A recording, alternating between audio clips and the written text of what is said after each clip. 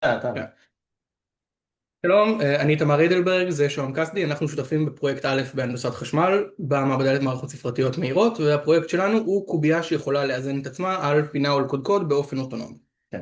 הפרויקט שלנו זה פרויקט הנדסי בעצם, אנחנו רוצים לבנות קובייה כזאת, לתכנן ולבנות, ולכן אנחנו לא צריכים מאמרים מחקריים שמדברים על התיאוריה, אלא אנחנו צריכים מאמרים פרקטיים שמראים לנו איך בונים את הקובייה מאפס, באיזה רכיבים משתמשים, באיזה מנגנוני בקרה. המאמר הראשון שמצאנו, בעזרת המשאבים של הטכניון, זה מאמר שבעצם הוא המציא את התופעה הזאת, הם בנו את המערכת הזאת פעם ראשונה, והם בהתאם הם הכי סייטד.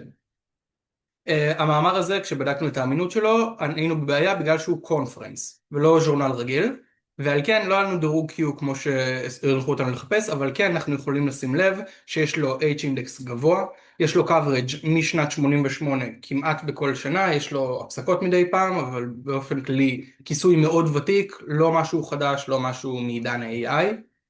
בנוסף לזה, מצאנו מאמר נוסף שמדבר על תופעות הלא לינאריות שקורות. מאחר ולא תמיד אפשר לעשות לינאריזציה למציאות, אז זה מדבר על התמודדות עם האתגרים האלה בהקשר של המערכת הזו. מאמר הרבה יותר חדש מ-2021. המאמר הזה כן מגיע מז'ורנל קלאסי, אז בואו אנחנו יכולים באמת לראות שה-Q רייטינג שלו הוא תמיד ב-Q1, מלבד שנים מסוימות בתחומים של הנדסת חומרים שלא רלוונטיים למאמר שלנו. בנוסף יש לנו את זה, H-אינדקס אינצ'יק גבוה גבוה, מאוד. כן, אה, וכיסוי של 13 שנה, כן. שזה מספיק לבן. והמאמר השלישי שלנו עוסק במנגנון שונה מזה שאנחנו משתמשים בו, שעדיין חשבנו שיהיה כדאי להבין ולנתח, בגלל שהוא מציג גישה מאוד שונה למה שראינו עד אז.